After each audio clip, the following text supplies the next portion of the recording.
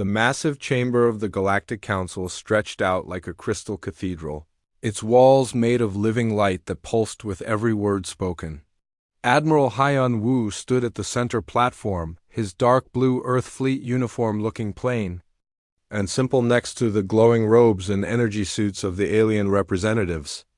Behind him, holographic displays showed Earth's newest warships floating in the void outside the station. The laughter started small, a chittering sound from the insect-like delegate in the back row. Then it grew louder as more voices joined in. The crystalline Veltari representatives chimed like broken bells. The floating energy beings of the Nexus Collective buzzed with what could only be amusement. Even the proud Corvan warriors, with their scaled skin and razor-sharp teeth, were making their version of laughter. Captain Jihai watched from the observation deck above, her hands gripping the rail tightly. She had commanded the flagship souls. Pride for 3 years, but she had never felt so small. Down below, her admiral was trying to present humanity's greatest achievement to a room full of beings who thought it was a joke. "These are your warships?" War Marshal Vexlan's voice boomed through the chamber. The Corvan leader stood 9 feet tall, his red scales gleaming under the chamber's light.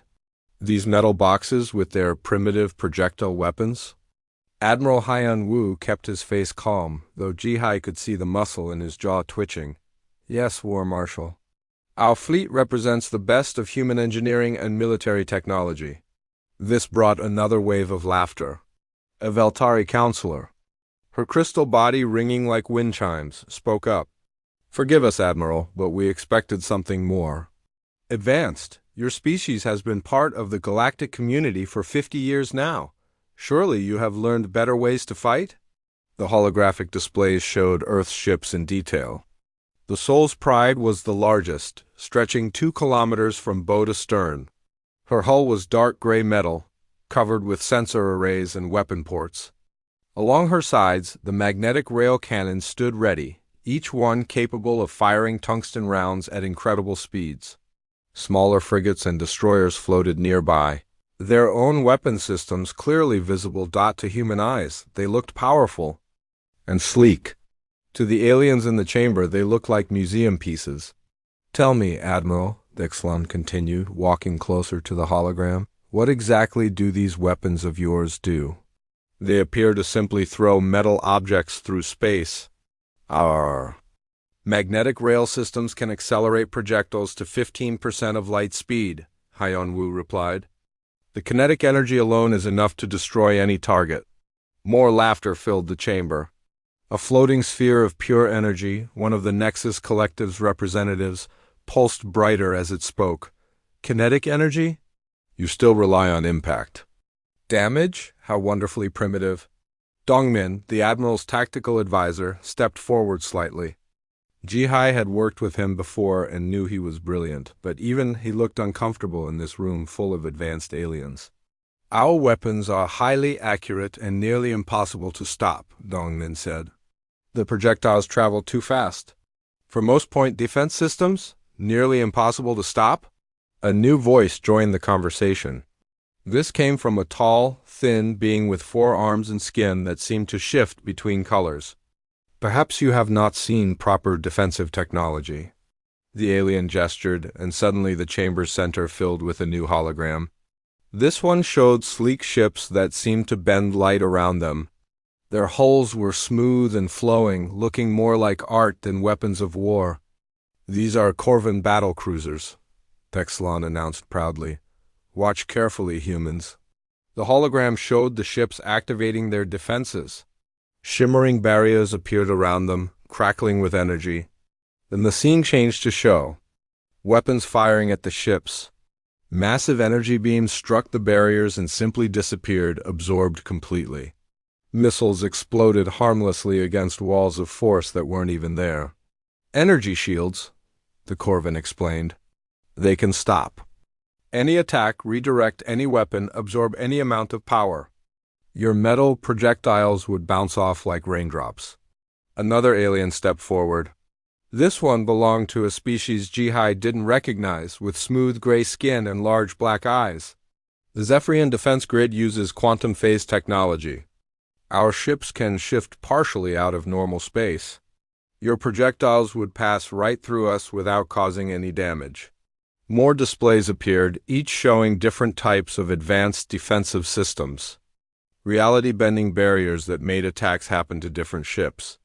Probability fields that caused weapons to miss even when aimed perfectly. Dimensional pockets that swallowed incoming fire and spat it back at the attacker. Admiral Hyon Woo watched it all with the same calm expression, but Ji-hai could see the doubt creeping into his eyes. Earth's military had spent decades building these ships, using their best technology and brightest minds. Now they were being told that everything they had created was useless? Impressive, Hyon Woo said finally. However, our weapons have certain advantages that may not be immediately obvious, such as? Exlan's voice dripped with amusement. Simplicity, reliability, and the fact that they work on basic physical principles that cannot be easily countered.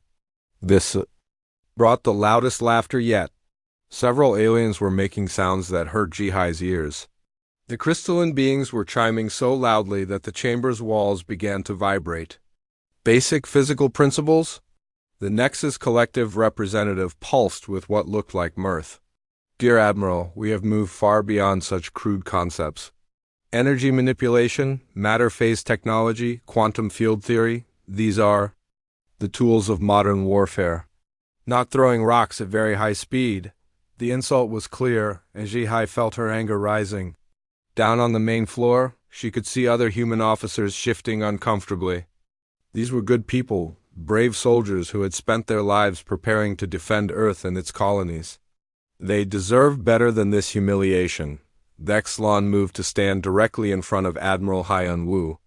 Even for a Corvan, he was massive, his presence filling the space around him. I think it is time we assigned your fleet to an appropriate duty station, somewhere that matches your ... capabilities. A new hologram appeared, showing a star map of the galaxy. Most of it was colored in different shades, representing the territories of various alien species. Near the outer edge, a small section pulsed. Red, Sector 7G, Exlan announced. A quiet region with very little activity. Perfect for a patrol fleet that specializes in scaring away pirates and smugglers. Nothing too challenging for your primitive weapons. The message was clear. Earth's fleet was being given the galactic equivalent of guard duty in the middle of nowhere. They would be far from any real action, any chance to prove themselves or protect important trade routes. The sector is mostly empty space, another alien added helpfully. A few mining colonies, some cargo routes that nobody important uses. Even if your weapons fail completely, the damage will be minimal. Admiral Hyon Woo's face remained steady, but Ji-hai knew him well enough to see the hurt beneath the surface. He had believed in humanity's ships, in their weapons, in their ability to contribute to galactic defense. Now he was watching that faith crumble in front of representatives from across the galaxy. We accept the assignment, he said simply. The laughter began to die down as the meeting moved toward its end.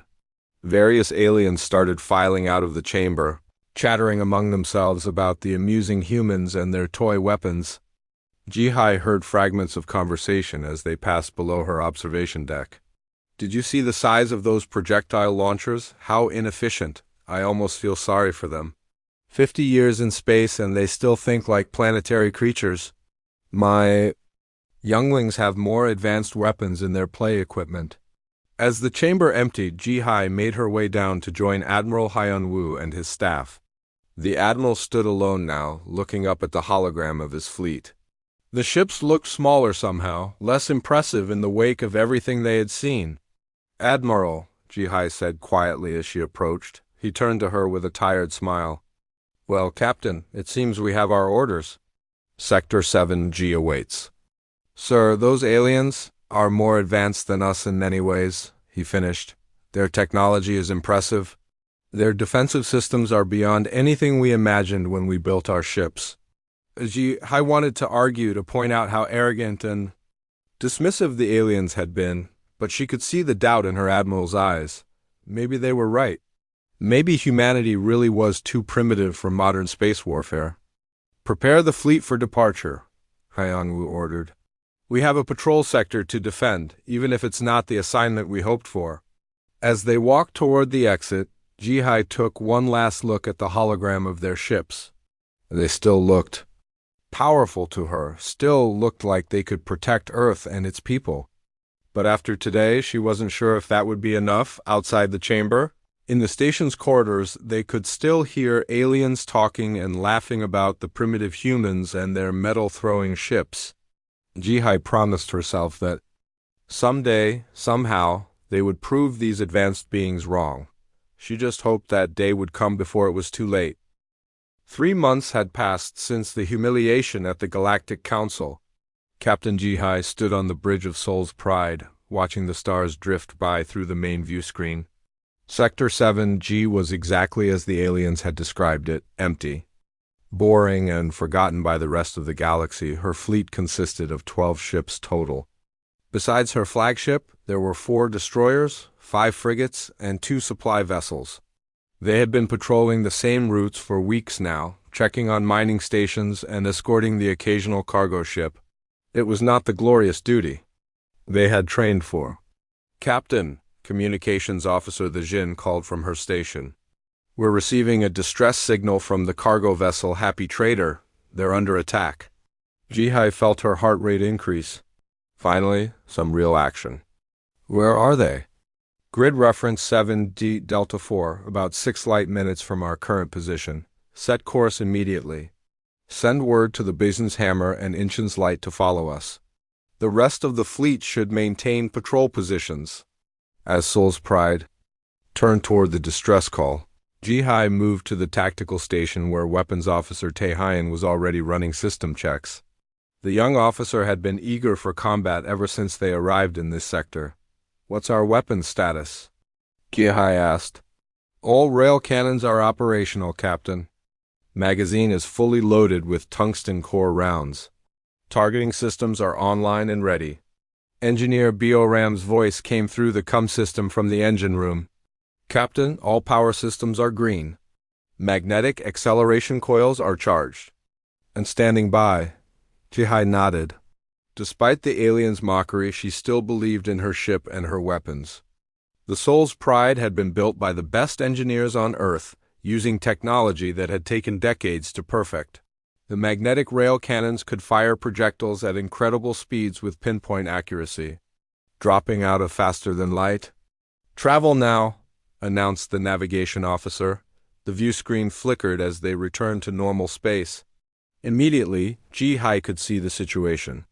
The Happy Trader, a small civilian cargo ship, was spinning helplessly in space. Around it, 5 sleek warships moved in attack formation. Those are Corvan Raiders, Tactical Officer Minho reported. Same design as the ships we saw at the council meeting, but smaller, probably pirates looking for easy targets. The Corvan ships were beautiful in their own way. Their hulls curved and flowed like living things, covered in scales that shifted color as they moved. Energy weapons glowed along their sides, and Ji-hai could see the telltale shimmer of active shield systems around each ship. Captain, the Jin said urgently, the lead Corvan ship is hailing us. Put it through. The view screen changed to show the inside of a Corvan bridge.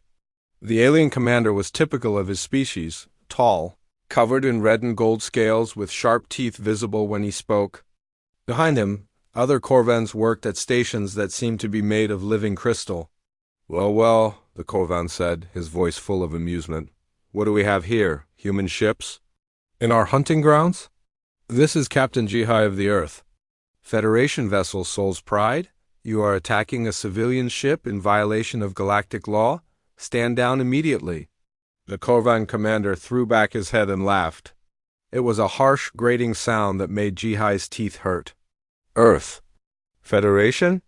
I remember hearing about you primitives. You're the ones with the metal-throwing toys, aren't you? Behind the commander, other Corvans were pointing at their displays and making laughing sounds. One of them said something in their own language that made the whole bridge erupt in laughter. My weapons officer tells me your ships are armed with kinetic projectile weapons, the commander continued. How delightfully ancient. Tell me, human, do you also fight with rocks and sticks? Ji-hai kept her face calm, though inside she was burning with anger. I'm giving you one last warning. Release the cargo ship and withdraw from this area. Or, what? You'll throw metal at us? The Korvan's eyes glittered with malicious humor. Perhaps you don't understand how modern warfare works? Allow me to demonstrate? The transmission ended, and immediately the Korvan ships began moving into attack position.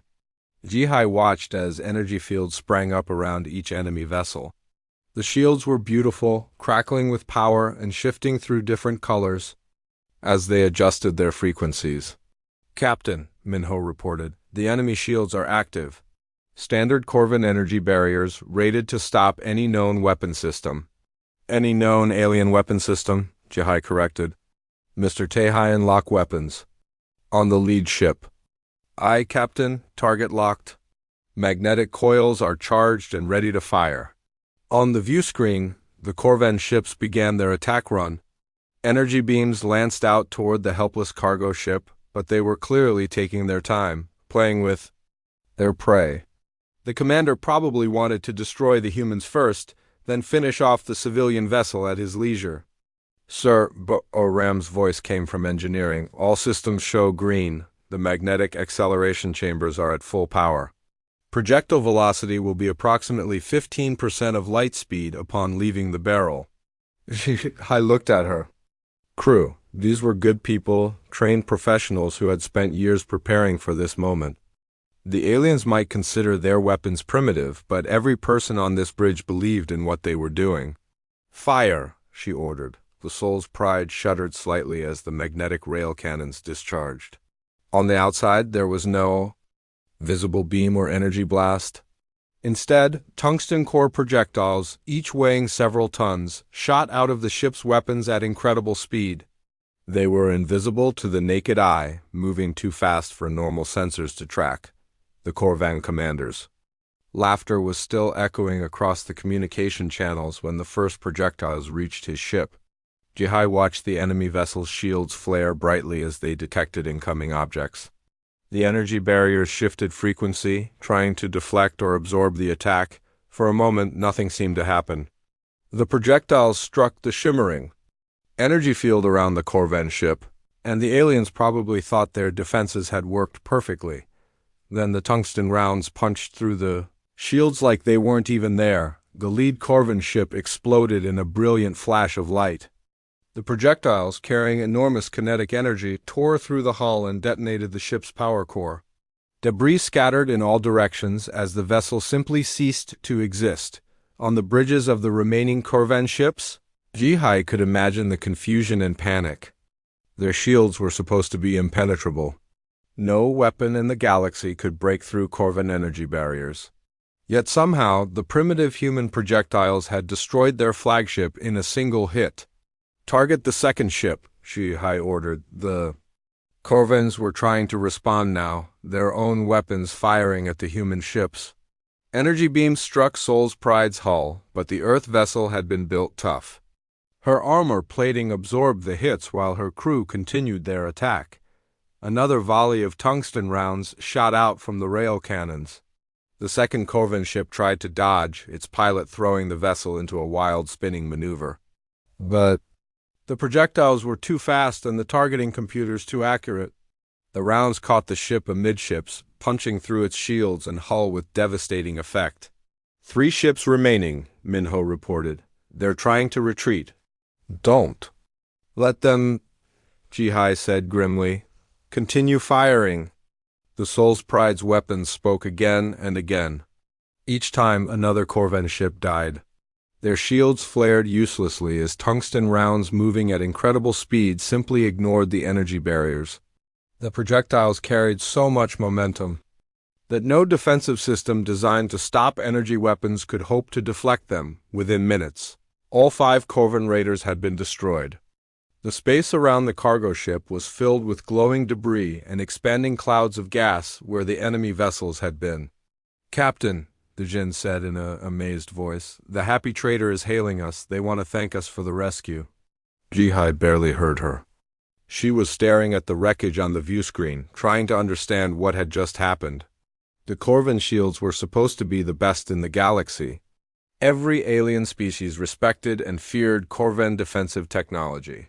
Yet her weapons had cut through them like they were made of paper. "Mr. Tae-hyun," she said slowly, "run a full diagnostic on our weapon systems. I want to make sure they're working properly." "Already done, Captain. All systems functioned exactly as designed. Projectile velocity, targeting accuracy, and magnetic acceleration all performed within normal parameters." Bio-Ram's voice came from engineering, sounding just as confused as Ji-Hai felt. "Captain, I've checked the weapon systems 3 times. Everything worked perfectly. The tungsten rounds were fired at exactly 15% of light speed, just like they were supposed to be." Ji-Hai walked to the tactical display and studied the debris field. The Corvan ships had been completely destroyed, their hulls torn apart by the kinetic impact of the projectiles. It was as if their famous shields hadn't existed at all. "Sir," Minho said quietly, "how did our weapons get through their shields?" It was a good question, and Ji-Hai didn't have an answer. The Corvans had been so confident, so sure that their energy barriers would protect them. They had treated the human attack like a joke, right up until the moment their flagship exploded. "I don't know," she admitted, "but we need to find out." "Send a full?" 2 weeks after the Corvan raid incident, Lieutenant Commander Soo-jin received orders that made her heart race with excitement. Intelligence reports suggested that a Veltari smuggling operation was using the asteroid belt in the Kepler 442 system as a base. Her small frigate squadron had been chosen to investigate and stop them if necessary. Soo-jin stood on the bridge of her ship, the Daejeon's Edge, watching 3 other frigates move into formation around her. Unlike the massive Soul's Pride, her ships were built for speed and precision. Each frigate carried smaller rail cannons, but they were just as deadly as the weapons on the larger vessels. "Commander," her sensor operator called out, "we're detecting multiple ships hiding in the asteroid field." "The signatures match Veltari technology," Soo-jin nodded. The Veltari were one of the most advanced species in the galaxy. Their ships were made of living crystal that could reshape itself for different purposes. Their weapons used quantum energy fields, and their shields could phase in and out of normal space-time.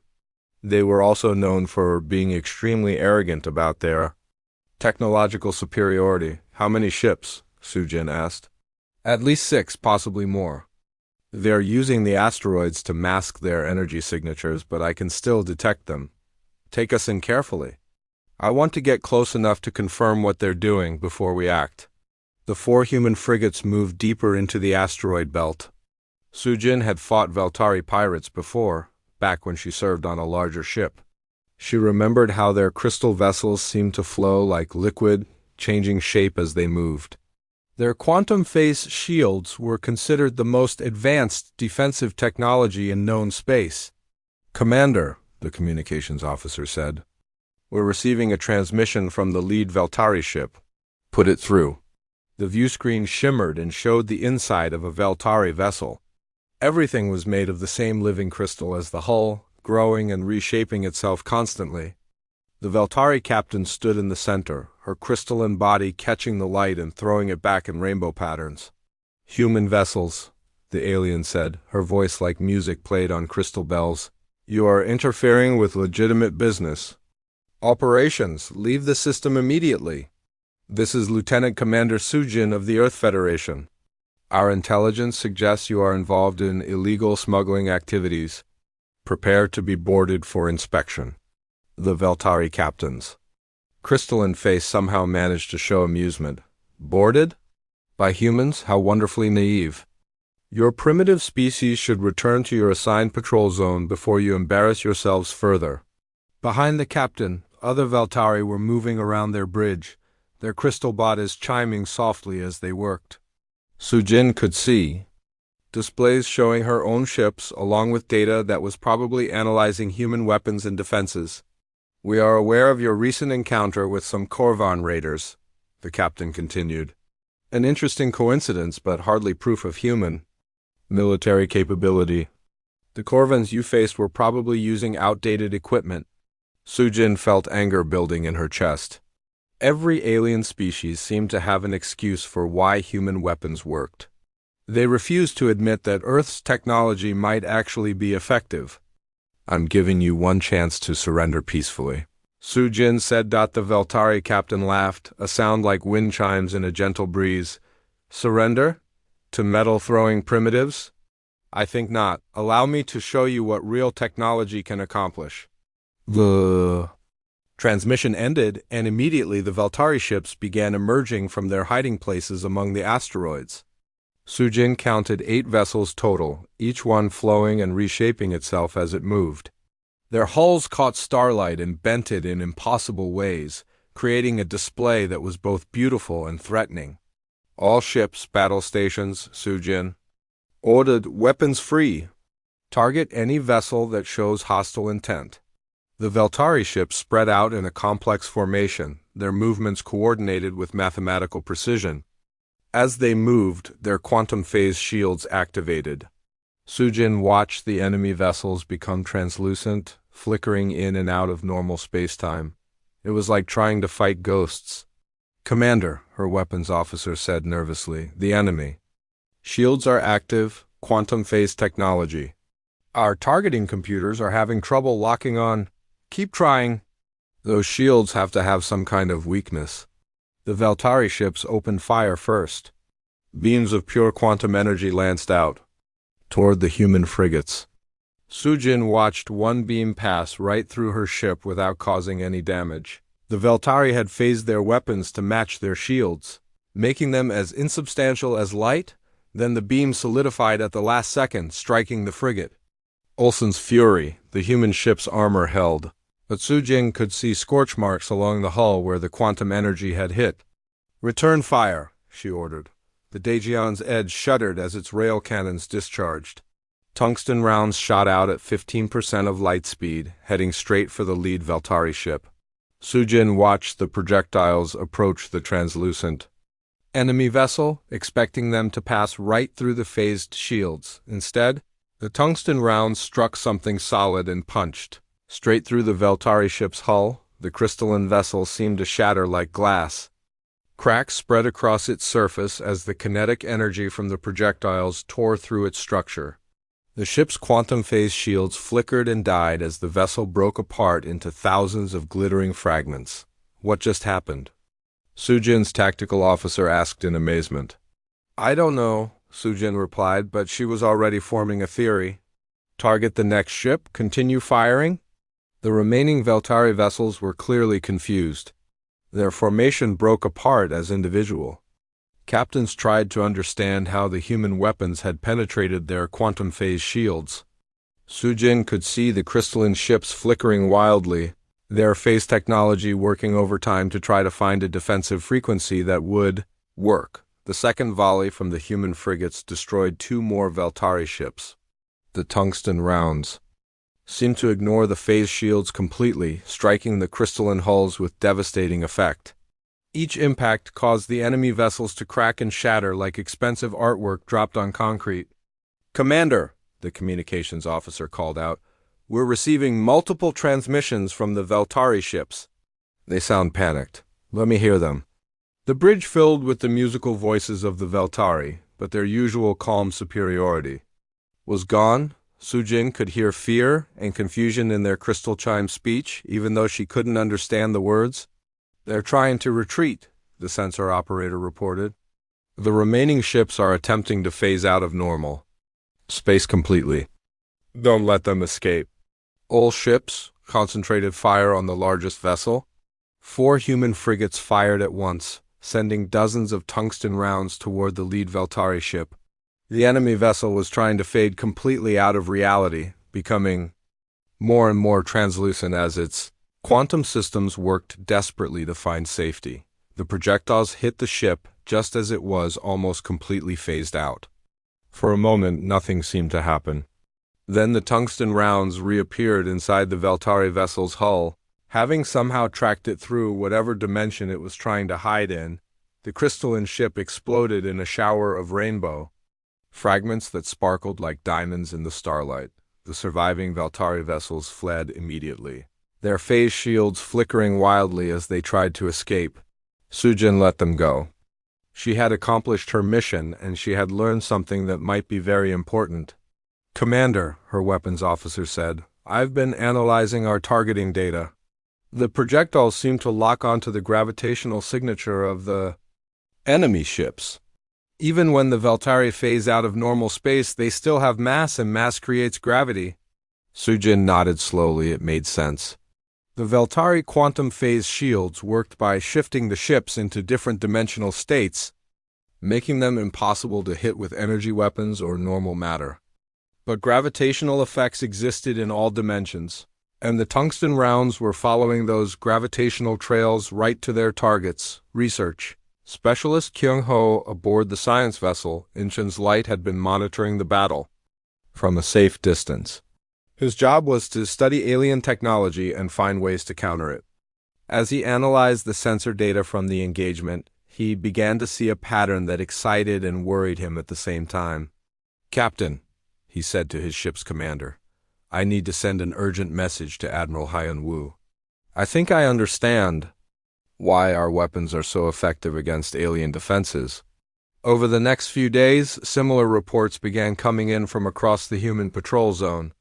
Captain Woo Jin of the destroyer Bizen's Hammer encountered a nexus, collective blockade, and discovered that their energy absorption shields actually made kinetic rounds more effective by concentrating the impact force into smaller areas. The energy beings had been so confident in their ability to absorb and redirect energy attacks that they had designed their defenses to actually draw incoming weapons toward their most vital systems.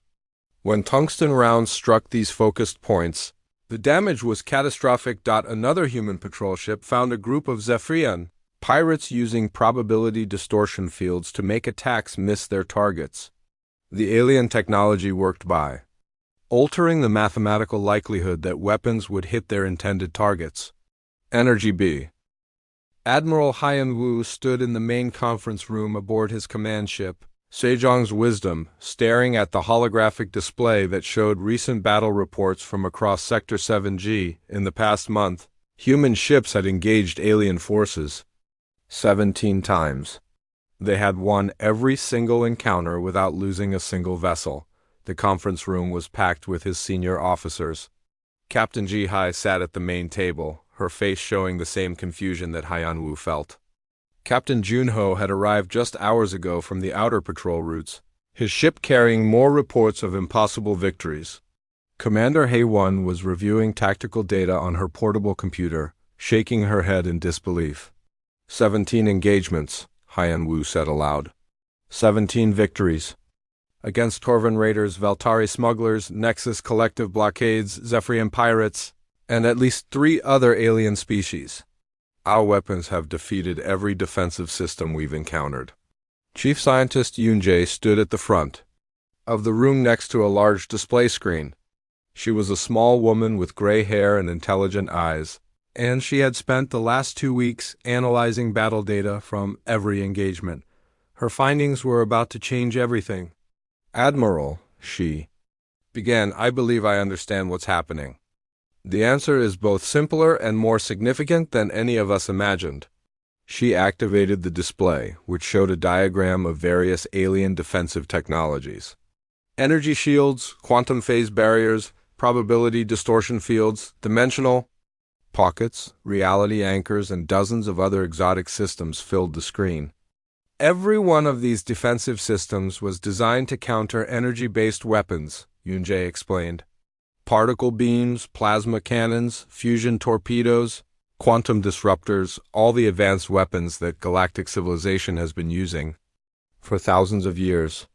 The display changed to show human rail cannons firing tungsten projectiles. The animation was simple compared to the complex alien technologies. Just metal objects moving in straight lines at very high speed. "Our weapons don't use energy fields or exotic particles," Yoon-jae continued. "They use basic kinetic force. We accelerate chunks of tungsten to 15% of light speed and let physics do the rest. The aliens have no defense against this, because they forgot kinetic weapons existed." Captain Junho leaned forward in his chair.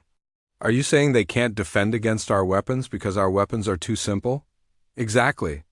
Think about it from their perspective. Why would you design shields to stop metal projectiles when nobody has used kinetic weapons for millennia? It would be like us designing armor to protect against stone axes. We might do it as a historical curiosity, but we wouldn't consider it a serious military requirement. Intelligence Officer Su Young raised her hand. Dr. Yunjae, I've been monitoring alien communication networks. The reports coming in are ... Interesting. Many alien species are claiming our weapons violate known physics.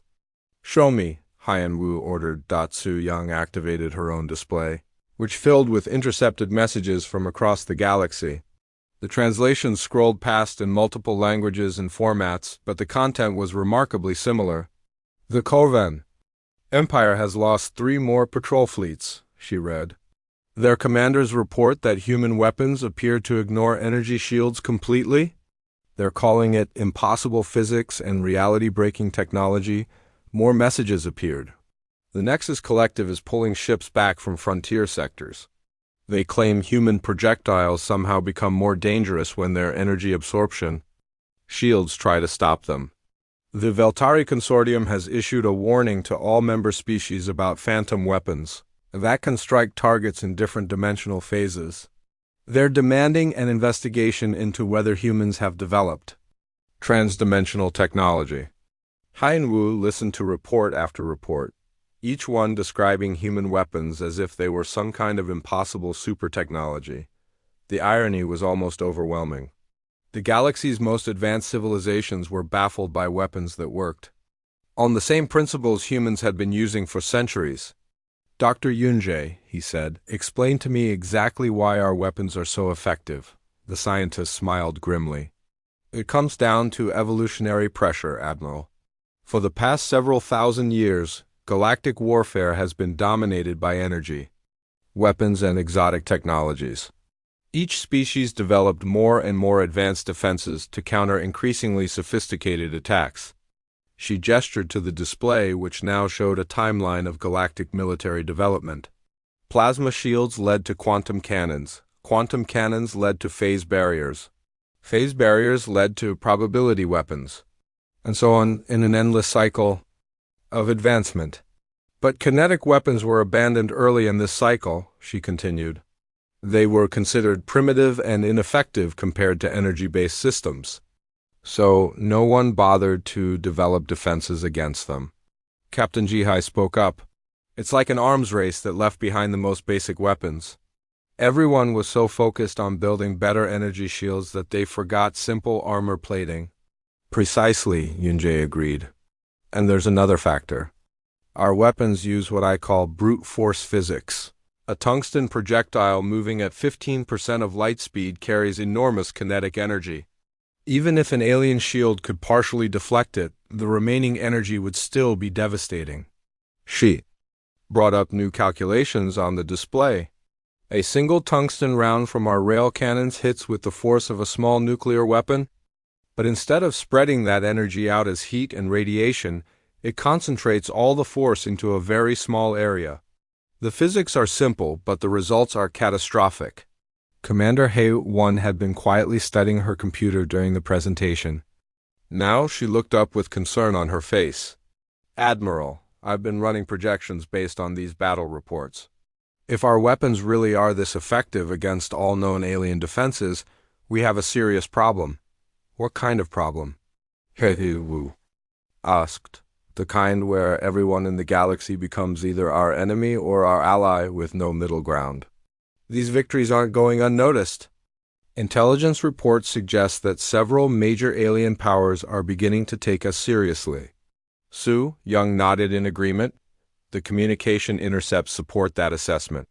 The Kovan Empire has issued orders for all their ships to avoid human vessels unless absolutely necessary.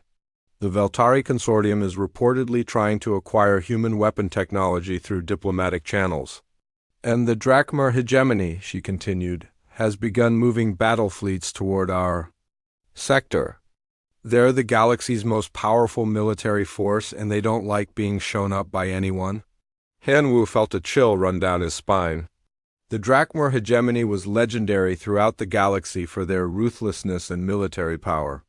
Their reality-warping dreadnoughts had conquered dozens of star systems, and their warriors were feared from one end of known space to the other. "How long do we have?" he asked. "Based on their fleet movements, perhaps 2 weeks before the first hegemony scouts reach our patrol zone," Su Young replied. "Maybe a month before their main battle groups arrive." Dr. Yunjae looked troubled. "Admiral, there's something else you should know. I've been studying the technical specifications of hegemony weapons and defenses. Their technology is even more advanced than what we faced so far." "Will our weapons still work against them?" "I believe so. Their defenses are based on the same principles as everyone else's: exotic energy manipulation and reality alteration. But their ships are much larger and more heavily protected. It might take multiple hits to destroy one of their dreadnoughts." Captain Junho stood up from his chair. "Admiral, with respect, I think we're looking at this the wrong way. Yes, the hegemony is powerful, but so far our weapons have worked against every alien defense we've encountered. Maybe it's time we stop thinking of ourselves as the underdogs." Hanwoo considered this. For months, he had been thinking of his fleet as a minor patrol force assigned to an unimportant sector. The humiliation at the Galactic Council had convinced him that humanity was inferior to the advanced alien civilizations, but the evidence was mounting that this wasn't true. Human weapons didn't just work against alien defenses, they were devastating. Every engagement had been a complete victory, often achieved with minimal effort. "Dr. Yunjae," he said, "in your professional opinion, how do our weapons compare to the most advanced systems in the galaxy?" The scientist paused for a long moment, considering her words carefully. "Admiral, I don't think there's any comparison. Our rail cannons aren't just effective against current alien defenses. They're probably effective against any defense that could theoretically be built using known physics." "Explain." "Energy shields work by manipulating electromagnetic fields. Phase barriers work by shifting matter between dimensions. Probability fields work by altering mathematical likelihood. But all of these systems have one thing in common: they require energy to maintain." She gestured to the tactical display. "Our projectiles don't require energy to maintain their course. Once fired, they're just chunks of matter obeying basic physical laws. Newton's first law: an object in motion stays in motion unless acted upon by an outside force. The aliens would need to generate tremendous amounts of force to stop projectiles moving at 15% of light speed. And most importantly," she concluded, "our weapons scale up easily. Bigger magnetic." War Prime Gorthel stood on the bridge of his flagship, the Void Render, watching the tactical display with growing irritation. The massive Drakmor dreadnought stretched for nearly 10 kilometers, its hull covered in weapons that could destroy entire planets. Around it, 40 other ships of the hegemony battle fleet moved in perfect formation through the darkness of space. Gorthel was 12 feet tall, even for his species, with skin like black metal and eyes that glowed red in the dim light of his bridge. Scars covered his arms and chest, each one representing a victory in personal combat. He had conquered 17 star systems for the hegemony and had never lost a single battle. "War Prime," his intelligence officer reported, "we are approaching the human patrol sector. Our scouts report 12 Earth vessels maintaining standard patrol formations." 12 ships, Gorthel said with contempt. "The humans send 12 primitive vessels against the greatest battle fleet in the galaxy. Are they insane or simply ignorant?" His weapons master, a smaller Drakmor with silver markings on his skull, checked his displays. "War Prime, the human ships are moving to intercept us. They appear to be preparing for battle." Gorthel laughed, a sound like grinding metal that echoed through the bridge. "Excellent. I was hoping they would be foolish enough to fight. It has been too long since we had proper entertainment." The Drakmor hegemony had ruled through fear and superior firepower for over 1,000 years. Their ships could bend reality itself, creating weapons that struck from impossible angles and defenses that existed outside normal spacetime. Their interdimensional technology allowed them to phase partially out of reality, making them nearly impossible to hit while still allowing them to attack their enemies. "Activate dimensional phase protocols," Gorthel ordered.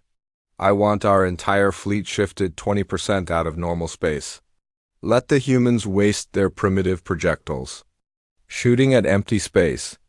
Around the massive dreadnought, the other hegemony ships began to shimmer and fade. They became translucent like ghosts floating through the void. This was the hegemony's greatest tactical advantage. They could attack from a dimension where their enemies couldn't reach them. Captain Jihai watched the enemy fleet approaching on her main view screen. The Drachmar ships were enormous compared to her vessels, and their partial phase shift made them look even more threatening. She had faced phased enemies before, but never on this scale. "Captain," Tactical Officer Minho reported, "enemy fleet is activating dimensional phase technology. They're shifting approximately 20% out of normal spacetime." "Weapon status?" Jai asked. "All rail cannons are charged and ready. Tungsten rounds are loaded and targeting computers are active. However, the enemy phase shift is making it difficult to maintain target locks." Communications specialist Thejin looked up from her station. "Captain, the enemy flagship is hailing us. Put it through." The view screen changed to show the inside of the Drachmar bridge. Gorthel dominated the display, his massive form radiating menace. Behind him, other Drachmar warriors worked at stations that seemed to be made of living shadow. "Human insects," Gorthel's voice boomed through the Soul's Pride's bridge. "I am War Prime Gorthel of the Drachmar hegemony. You face the most powerful military force in the galaxy. Surrender now, and your deaths will be quick." Jihai kept her voice steady despite the fear she felt looking at the massive alien warrior. "This is Captain Jihai of the Earth Federation vessel Soul's Pride. You are trespassing in Federation space. Withdraw immediately or face the consequences." Gorthel threw back his head and roared with laughter. "Consequences? From metal-throwing primitives? I have heard the amusing stories about your recent encounters with pirates and smugglers. Do you truly believe such crude weapons can harm the hegemony's reality-phase dreadnoughts?" "There's only one way to find out," Jihai replied, the War Prime's red eyes blazed with anticipation. "Indeed there is. Allow me to demonstrate why the hegemony rules the galaxy while you patrol empty sectors like cosmic janitors." The transmission ended, and immediately the hegemony ships opened fire. Beams of twisted reality lanced out from their weapons, striking at the human fleet from angles that shouldn't exist. The attacks came from above, below, and through dimensions that had no names. Jihai watched her tactical display as the impossible weapons struck her ships. The Soul's Pride shuddered as reality-warping energy tore at her hull, but the Earth vessel's armor held firm. Her engineers had built these ships to withstand the worst that space could offer. "Damage report," she called out. "Minor hull damage on decks 7 and 12, Engineer B.O. Ram replied from the engine room. "All primary systems are still operational. The enemy weapons are powerful, but our armor is holding. Return fire, all ships, target the enemy flagship." Across the human fleet, rail cannons began to discharge. Tungsten projectiles shot out at 15% of light speed, heading straight for the massive Drachmar dreadnought. The rounds were invisible to the naked eye, moving too fast for normal sensors to track. On the bridge of the Void Render, Gorthel watched the human attack with amusement. Pathetic. They're still using kinetic projectiles against phase-shifted targets. Do they not understand that we exist partially outside their reality? His weapons master checked the defensive displays. "War Prime, our dimensional phase shields are operating at full efficiency.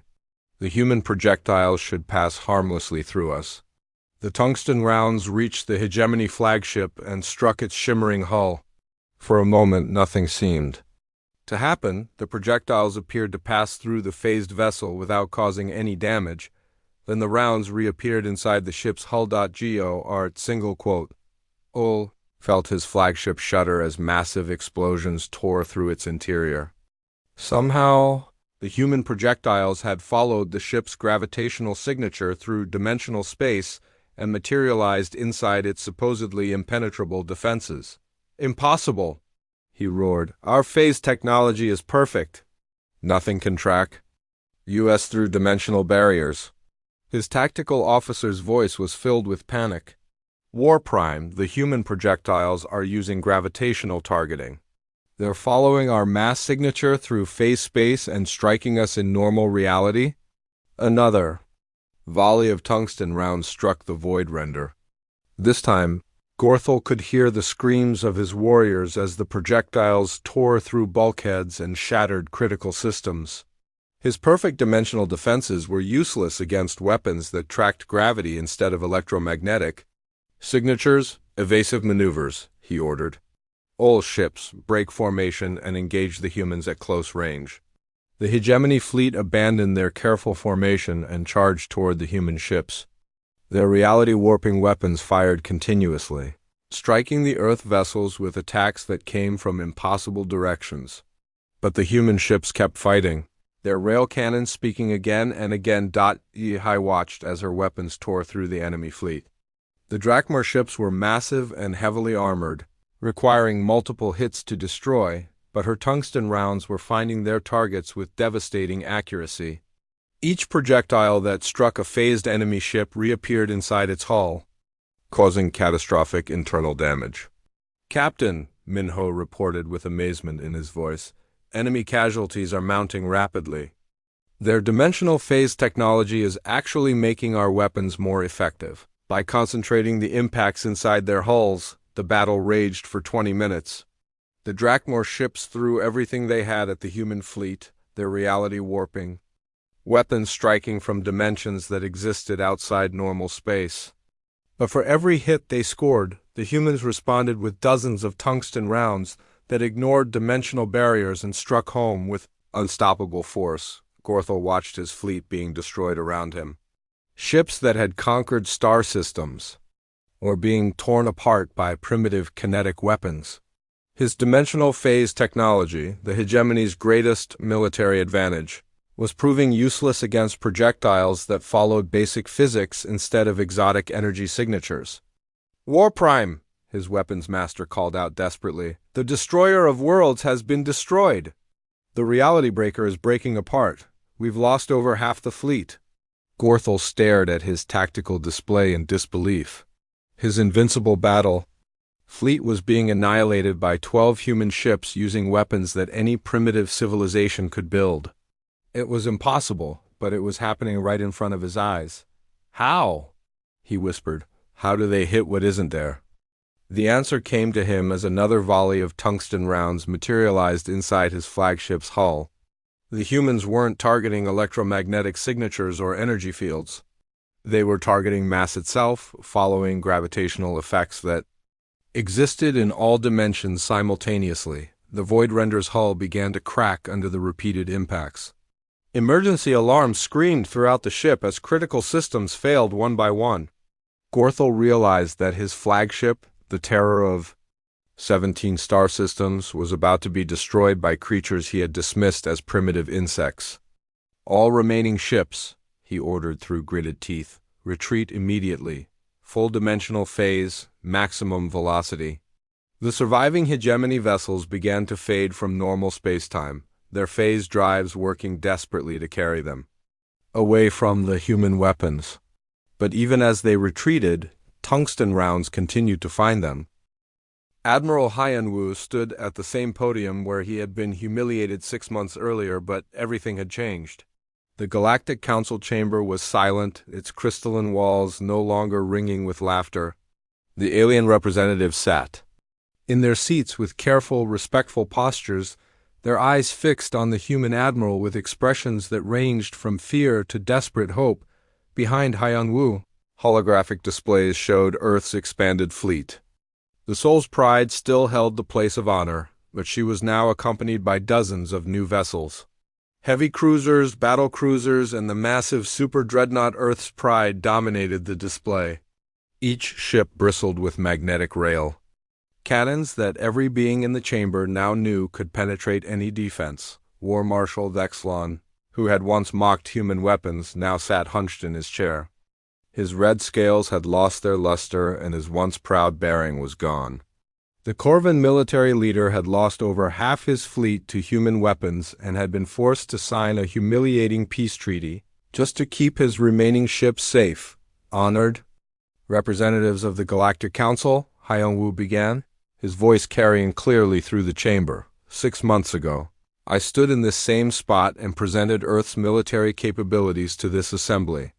You found our technology amusing.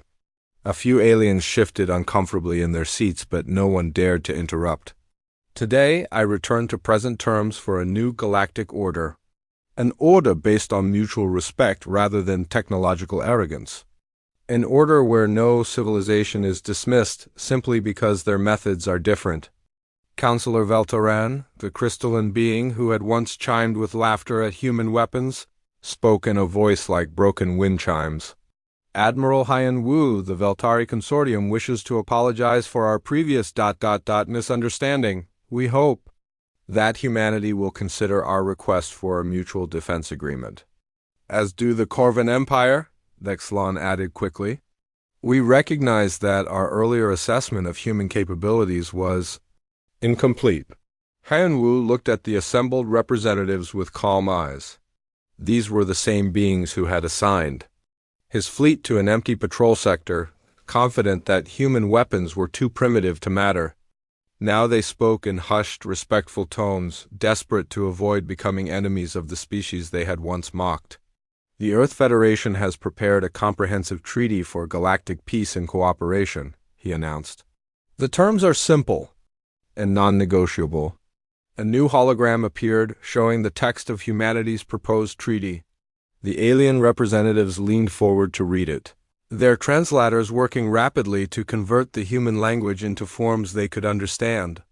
First, Hyun-woo continued, all civilizations agree to respect each other's territorial sovereignty. No more forced relocations, no more arbitrary sector assignments, no more treating younger species as inferior. Several aliens nodded quickly. After seeing what human weapons could do to the most advanced fleets in the galaxy, none of them wanted to risk territorial disputes with Earth. Second, the Earth Federation will provide military protection to any civilization that requests it, regardless of their technological level. Our fleet will serve as peacekeepers, protecting trade routes and stopping military aggression wherever it occurs. This brought murmurs of relief from many representatives. The smaller alien civilizations had been living in fear since the Drakmor hegemony's defeat, knowing that without human protection they were vulnerable to any remaining aggressive powers. Third, all civilizations will contribute to a joint scientific research program aimed at improving defensive technologies and peaceful applications of advanced physics. Knowledge will be shared freely among all members. Dr. Hyojin had suggested this clause. Earth scientists were eager to learn about exotic alien technologies, while the aliens desperately needed to understand kinetic weapon defenses. The mutual exchange would benefit everyone. Fourth, the Galactic Council will be restructured to include equal representation from all member civilizations. No species will be considered primitive or advanced. All voices will be heard with equal weight. This was perhaps the most revolutionary change. For thousands of years, the Galactic Council had been dominated by the most technologically advanced species. Now humanity was demanding true equality for all civilizations. Captain Du-Yun watched the proceedings from the observation deck of Earth's Pride, which orbited the Council Station as a reminder of humanity's new power. The Super Dreadnought was the largest ship ever built by Earth, stretching 15 kilometers from bow to stern. Her magnetic rail cannons were visible from space, massive weapons that could destroy any target in the galaxy. Captain, systems. Specialist Nari reported from her station. I'm monitoring all vessels in the system. No hostile movements detected. All alien ships are maintaining respectful distances from our fleet. Du-Yun nodded. The presence of Earth's Pride had a calming effect on potential troublemakers. Every alien in the system knew that the human dreadnought could destroy their entire fleet in minutes if they tried anything aggressive back in the council chamber. The alien representatives were discussing the treaty among themselves. Their conversations were conducted in low, urgent tones as they realized the implications of humanity's demands. The Nexus Collective Representative, a sphere of contained energy, pulsed with what might have been resignation. The terms are acceptable. The collective agrees to the proposed treaty. The Zephyrian Republic also accepts, announced another alien quickly, one by one. The representatives of major civilizations added their agreement. The Veltari Consortium, the Corvin Empire, the Outer Rim Mining Federation, and dozens of smaller powers all accepted humanity's terms without significant objection. Finally, only one representative remained silent. The delegate from the Transcendent Collective, being so advanced that they rarely involved themselves in galactic politics, floated in a sphere of crystallized space-time at the back of the chamber. The Transcendent Collective finds these terms interesting, it said in a voice that seemed to come from everywhere at once. We have observed the recent military engagements with great curiosity. Your species has achieved something remarkable. Victory through simplicity rather than complexity. The alien paused, its form shifting through different dimensional states as it spoke. We accept the treaty, but we wish to make an additional proposal. The Transcendent Collective offers to share our most advanced defensive technologies with Earth, in exchange for detailed technical specifications of your magnetic acceleration systems. This caused a stir throughout the chamber. The Transcendent Collective was legendary for hoarding their advanced knowledge. Their offer to share technology was unprecedented. Hyun Woo considered the proposal carefully. The Earth Federation is willing to discuss technological exchanges with all treaty members. However, any sharing of military technology must be approved by the Joint Research Council established under the treaty terms. Acceptable, the Transcendent Representative agreed. With all major powers in agreement, the treaty was formally signed, using quantum-sealed documents that could not be altered or forged. As each representative added their agreement, the balance of galactic power shifted permanently in humanity's favor. Admiral Hanwoo stood at the podium as the ceremony concluded, looking out at the assembled aliens who had once laughed at his ships. The irony was not lost on him. The species dismissed as primitive had become the protectors of galactic civilization. This treaty marks the beginning of a new era, he announced. An era where all civilizations are respected, where conflicts are resolved through negotiation rather than force, and where technological differences are seen as opportunities for cooperation rather than reasons for dismissal. He paused, letting his words sink in. The Earth Federation's fleet will begin peacekeeping patrols immediately. Any civilization that threatens the peace will face the consequences, regardless of their technological advancement or military power. The message was clear. Humanity now had the power to enforce galactic law, and they would use that power to protect the weak and punish the aggressive. As the council session ended, the alien representatives filed out of the chamber in small groups, discussing the implications of the new treaty. Many seemed relieved that humanity was choosing to be protectors rather than conquerors. Others appeared to be calculating how to benefit from the new power structure. Captain Gai joined Admiral Hanwoo as he prepared to leave the chamber. Sir, the fleet is ready to begin peacekeeping operations. We have patrol routes planned for the major trade corridors and conflict zones. Excellent, Captain. But remember, we're not conquerors, we're peacekeepers. Our goal is to protect all civilizations, not to dominate them. Understood, Admiral. Though I suspect some species will test our resolve. Hanwoo smiled grimly. Let them try. The galaxy has learned what happens when you underestimate humanity. I doubt they'll make that mistake again. As the human delegation returned to their ships, Admiral Hyun-woo reflected on the journey that had brought them to this point. 6 months ago, his fleet had been a joke to the galactic community. They had been assigned to patrol empty space, because no one believed their weapons were effective. Now those same weapons guaranteed galactic peace. The primitive kinetic projectiles that aliens had mocked were the only. Admiral Hyun-woo stood at the same podium where he had been humiliated 6 months earlier, but everything had changed. The Galactic Council chamber was silent, its crystalline walls no longer ringing with laughter. The alien representatives sat in their seats with careful, respectful postures, their eyes fixed on the human admiral with expressions that ranged from fear to desperate hope. Behind Haiyan Wu, holographic displays showed Earth's expanded fleet. The Soul's Pride still held the place of honor, but she was now accompanied by dozens of new vessels. Heavy cruisers, battle cruisers, and the massive super dreadnought Earth's Pride dominated the display. Each ship bristled with magnetic rail cannons that every being in the chamber now knew could penetrate any defense. War Marshal Vexlon, who had once mocked human weapons, now sat hunched in his chair. His red scales had lost their luster, and his once proud bearing was gone. The Corvan military leader had lost over half his fleet to human weapons and had been forced to sign a humiliating peace treaty just to keep his remaining ships safe. Honored representatives of the Galactic Council, Haiyan Wu began, his voice carrying clearly through the chamber. 6 months ago, I stood in this same spot and presented Earth's military capabilities to this assembly. You found our technology amusing. A few aliens shifted uncomfortably in their seats, but no one dared to interrupt. Today, I return to present terms for a new galactic order. An order based on mutual respect rather than technological arrogance. An order where no civilization is dismissed simply because their methods are different. Counselor Veltaran, the crystalline being who had once chimed with laughter at human weapons, spoke in a voice like broken wind chimes. Admiral Haiyan Wu, the Veltari Consortium wishes to apologize for our previous ... misunderstanding. We hope that humanity will consider our request for a mutual defense agreement. As do the Corvan Empire, Vexlon added quickly. We recognize that our earlier assessment of human capabilities was incomplete. Haiyan Wu looked at the assembled representatives with calm eyes.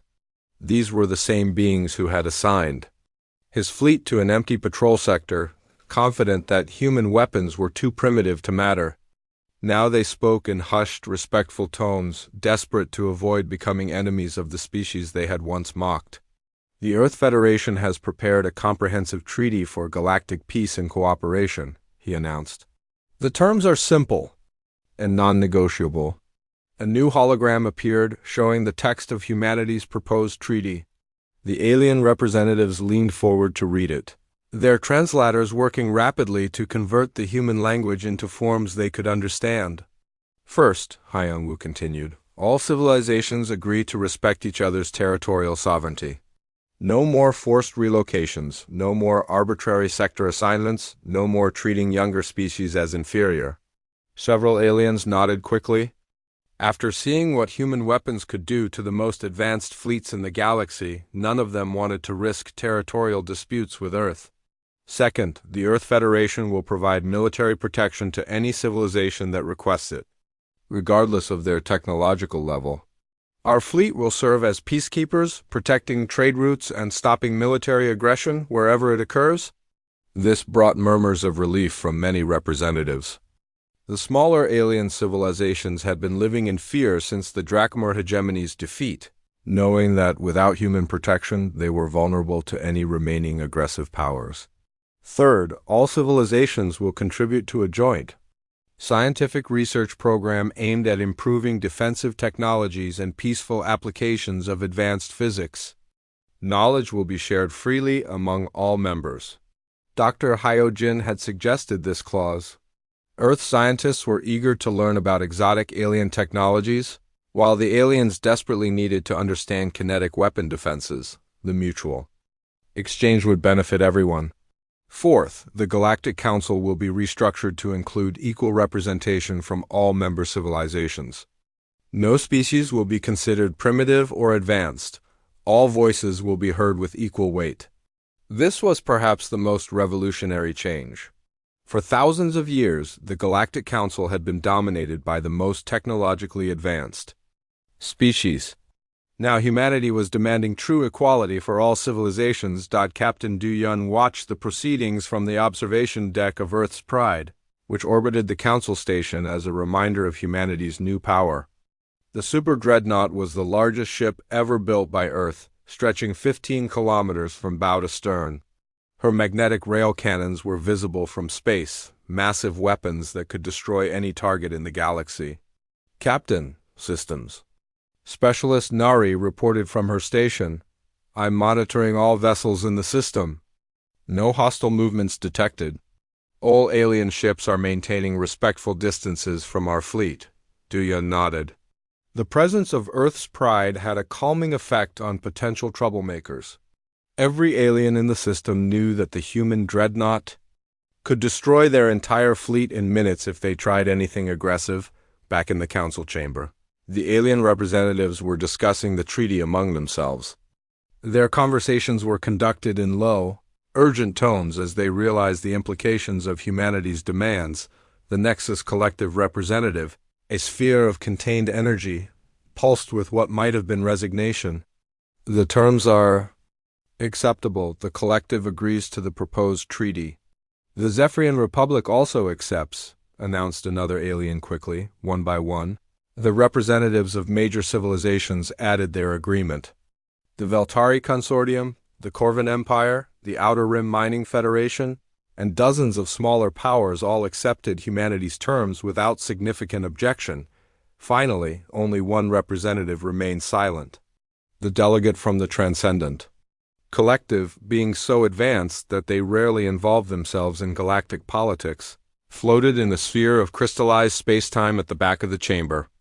The Transcendent Collective finds these terms interesting, it said in a voice that seemed to come from everywhere at once.